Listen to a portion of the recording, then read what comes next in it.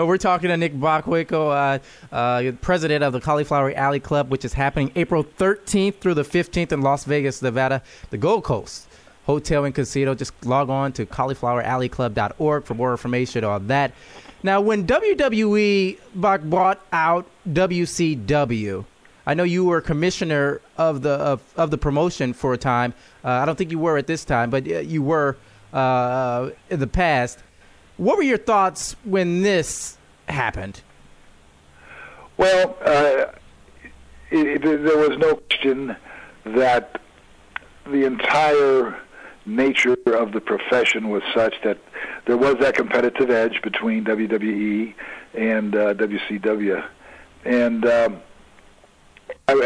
true, I was the commissioner, but at the same time, McMahon, you got to realize something as far as his competitiveness goes. My father wrestled for his grandfather. So he's been in the profession all his life, right? And even way before he was even conceived. The wrestling game was in the McMahon blood.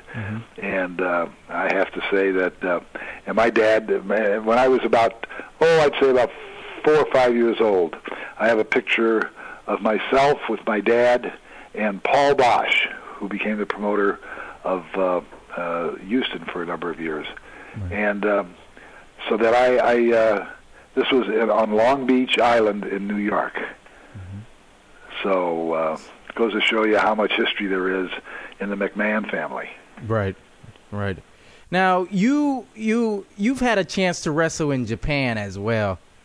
Sure. What were your experiences over there? I enjoyed it. The Japanese fans are more seriously dated, and whatever quote sneaky villainous things you can do here, if you do them over there, they're not considered sneaky, devious things. That just means that you're being a very smart performer, a very smart athlete, trying to needle your way in and through all the little curves and whatever's going on. And so that, along with the fact that most of the Japanese wrestlers were extremely great athletes. Right. Now, when you became more of a face in the industry, you were without Heenan. You were in the AWA World Title picture, and you were going to face Stan Hansen, and you were going to become the champion of the promotion. But Hansen, I guess he didn't want this to happen, so he walked out of the. No, he really didn't. That's why he ran off with the belt. Because he went out to Japan, right? Right, exactly. And he didn't want a chance, him not being champion. I hate to say it, but he was thinking quite selfishly. Right. But that's prerogative. And big brute of a man. I mean, he's 6'6", 300 pounds. He'll pound the hell out of you. Right. So when he says he doesn't want to do something, everyone has to listen, huh? Pretty much so, yeah. I mean, and then when he, because he ran out of a match in Denver when he was champion, so then they stripped him of the title, and then they told him they were going to sue him if he didn't return the belt. Right. So Stan, he watches his and his dimes, and he doesn't want to pay a lawyer for anything. And so he went out and he ran over the belt with his pickup truck. There were still mud tracks across it when it when it was returned special delivery and at the Minneapolis Boxing and Wrestling office. And so when they opened it up, you could see the mess it was. Now, do you? And ironically, I got that belt, and I had the jeweler straighten it out. Wow. And but you can see where there's like a little curve running right down through the metal plating.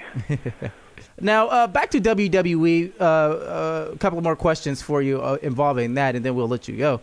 The WWE, we know Vince McMahon is very outspoken about the promotion and the way the industry is. He pretty much has a stronghold on it. Where do you see the industry heading in the next couple of years? I think I don't follow even. I don't watch that much wrestling on TV. Mm-hmm. So, but I think there's no question. I know that McMahon, God bless him, if something would happen to him, I've asked this of a few of the people. I said, who would take over at the helm if something happened to Vince? And of course, those who are in the know have said his daughter. And ironically, I've met her. I've been in her company a number of times. I've been with her in a number of board meetings. She's very, very articulate, shrewd, sharp, understands the nature of the beast. Mm-hmm. And that's one of the things you have to have. You have certain insight into the wrestling profession, into the talent, into promotion, into all of what's going on. Mm-hmm. And if there's anybody there that could grasp it all and continue to walk right with it, would definitely be her. No question about it. All right, so Stephanie McMahon, much like Vince McMahon, growing up under his father's wing and even his grandfather's wing, she would be the next one to step in line for the company or the industry, for that matter. I would think so. I would think so. I mean, somebody's going to say, well, but she's a woman. Oh, really? Yeah. So what? Why did God pick to have the babies? Right. I guess we're not tough enough or insightful enough. He didn't want to turn it over to us. We'd screw it up real good. Yeah, it'd be over by hour into it, huh? Nick Bockwinkel, legendary Hall of Famer, Cauliflower Alley Club. He's the president of it, April 13th through the 15th. Nick, thanks a lot for your time. I'm looking forward to meeting you during the events coming up. My pleasure. Stick close enough to me, and I'll find something for you to do. I'm here for you, man. Okay. All right. Thanks, Nick. OWW Radio.